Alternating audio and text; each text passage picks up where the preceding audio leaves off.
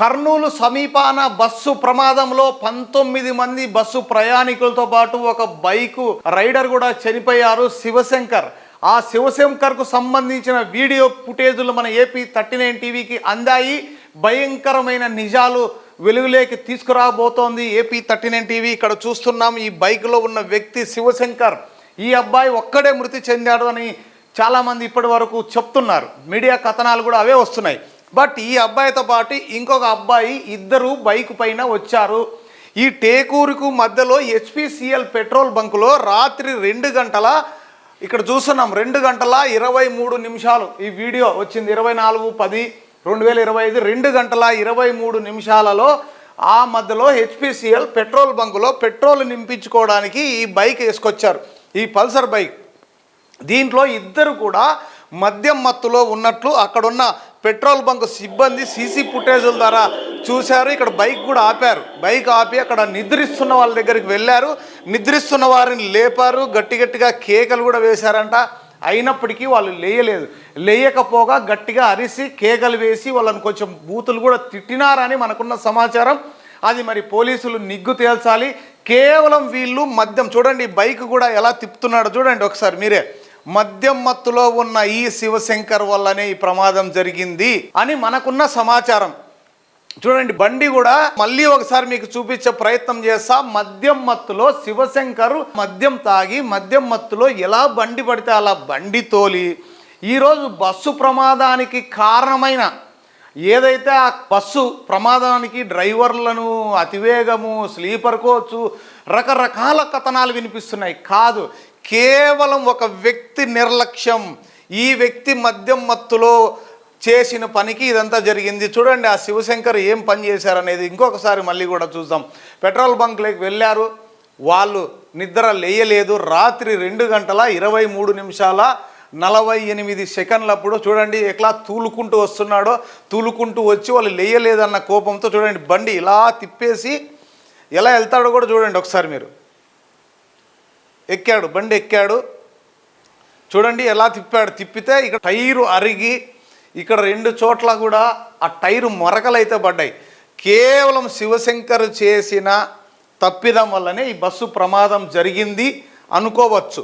కానీ driver bus వెళ్తున్నప్పుడు ఏం జరుగుతుందంటే, ఎడమవైపు ఎవరైతే బైకు వచ్చి ఏదైనా పొరపాటున డోర్ దగ్గర కానీ ఏదైనా తగిలడం వల్ల డ్రైవర్కు కనిపించే అవకాశం ఉండకపోవచ్చు ఒక్కొక్కసారి. సో దీనికి ఎంక్వైరీలో బయటపడుతుంది ఏంటనేది. ఈ శివశంకర్తో పాటు ఉన్న ఇంకొక వ్యక్తి ఏమయ్యారు, ఆ వ్యక్తి కూడా వెనకాల బైక్లో ఉన్నాడు. సరే, ఆ వ్యక్తి అక్కడ మృతదేహం లేదు, ఆ వ్యక్తి లేడు. ఇంతవరకు దానిపైన ఎవరు కూడా విచారణ చేపట్టలేదు. మనకున్న సమాచారం కర్నూలు ప్రభుత్వ ఆసుపత్రికి ఆయన్ని కూడా ఎవరో హుటాహుటిన తీసుకెళ్తే అక్కడ చనిపోయారు అనేది మనకున్న సమాచారం. పూర్తి వివరాలు ఇంకా తెలియాల్సి ఉంది. బైకులో ఉన్నది ఒకరు కాదు, ఇద్దరు. ఆ ఇద్దరు కూడా మద్యం మత్తులో ఉన్నట్లు పెట్రోల్ బంకు నిర్వాహకులు సీసీ కెమెరాల ద్వారా మొత్తం అంతా ఫుటేజ్ తీసిన తర్వాత వారు కూడా ఒక నిర్ధారణకు వచ్చారు. ఈ చూడండి, ఈ మద్యం మత్తులో మర్డర్లు, రేపులు, రకరకాల సంఘటనలు జరుగుతున్నాయి. కానీ హైవేలో మద్యం తాగే వాళ్ళని కంట్రోల్ చేయాల్సిన అధికారులు మరి ఏం చేస్తున్నట్లు? డ్రంక్ అండ్ డ్రైవ్ అని 24 గంటలు డ్రంక్ అండ్ డ్రైవ్తో పాటు ఈ టెస్టులన్నీ చేస్తున్నాం, డ్రంక్ అండ్ డ్రైవ్ వాళ్ళని నిరోధిస్తున్నాం అంటున్న అధికారులు ఏం చేస్తున్నారు? కేవలం ఒక వ్యక్తి కాదు, ఇద్దరు వ్యక్తులు మద్యం ఫ్లూటుగా తాగి వారు నిర్లక్ష్యం వల్ల ఈరోజు ఇంతమంది చావుకు కారణమైన శివశంకర్ అనుకుంటున్నారు. మరి దీనిపైన పూర్తి వివరాలు నిగ్గు తేలాల్సిన అవసరం ఉంది. చూడండి, ఇది నిజంగా గుండె తరుక్కుపోతోంది. చిన్న పిల్లలు, వృద్ధులు, చాలామంది యువకులే ఎక్కువ మంది ఉన్నారు. కొంతమంది ఏదో విధంగా తప్పించుకోగలిగారు. చూస్తున్నాం ఈ విజువల్స్లో. ఈ శివశంకర్ మద్యం మత్తులో జరిగిన ప్రమాదం అని పెట్రోల్ బంకు నిర్వాహకులు చెబుతున్న పరిస్థితి. మరి వివిధ పేపర్లలో ఏమొచ్చింది ఏంటనేది ఒకసారి వివరాలకు వెళ్తే వీళ్ళు కూడా బాధితులు కూడా చెప్తున్నారు. అఫ్కోర్స్ ఇక్కడ డ్రైవర్ నిర్లక్ష్యము, కండక్టర్ నిర్లక్ష్యం కూడా ఉండొచ్చు, దాంట్లో మనం కాదనలేము.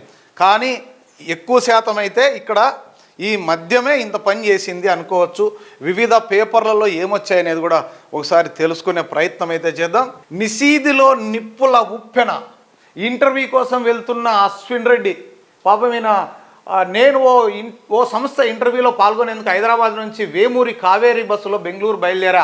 కర్నూలు దాటిన తర్వాత పేలుడు శబ్దం వినిపించడంతో మెలకువ వచ్చింది. డ్రైవర్ క్యాబిన్లోకి వెళ్ళి చూస్తే తలుపు రాలేదు. అగ్ని ప్రమాదం జరిగినట్లు గుర్తించి కిటికీ నుంచి దూకేసా. నా బ్యాగు, సర్టిఫికేట్లు, ఫోను, ఇతర వస్తువులన్నీ కాలిపోయాయి. చాలామందికి చెందిన ల్యాప్టాప్లు, ఇతర వస్తువులు బుగ్గయ్యాయి. డ్రైవర్లు చాలా నిర్లక్ష్యంగా వ్యవహరించారు.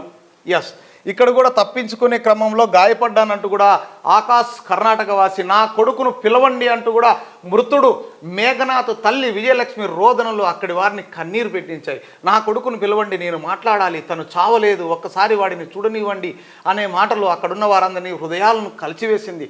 పండగ కోసం వచ్చి మృత్యువడిలోకి చేరుకోవడంతో కుటుంబ సభ్యులు కన్నీరు మున్నీరుగా విలిపించారు. ఇవన్నీ చూస్తుంటే విజువల్స్ ప్రమాద స్థలంలో మాట్లాడుతున్న ఎంపీ శబరి, బైరెడ్డి శబరి కూడా వచ్చారు. ఘటనా స్థలాన్ని పరిశీలిస్తున్న బస్తిపాటి అధికారులు, కలెక్టరు, మృతదేహాలు తరలిస్తున్న యంత్రాంగము, ఆప్తులను కోల్పోయి అమ్మ ఆర్తనాదాలు అంటూ కూడా మనం చూస్తున్నాం. ఆ శివశంకర్ ఫోటో కూడా మనం ఒకసారి చూద్దాం. అమ్మ ఒడిలో ఆడుకుంటున్న చిన్నారి చనిపోయారు.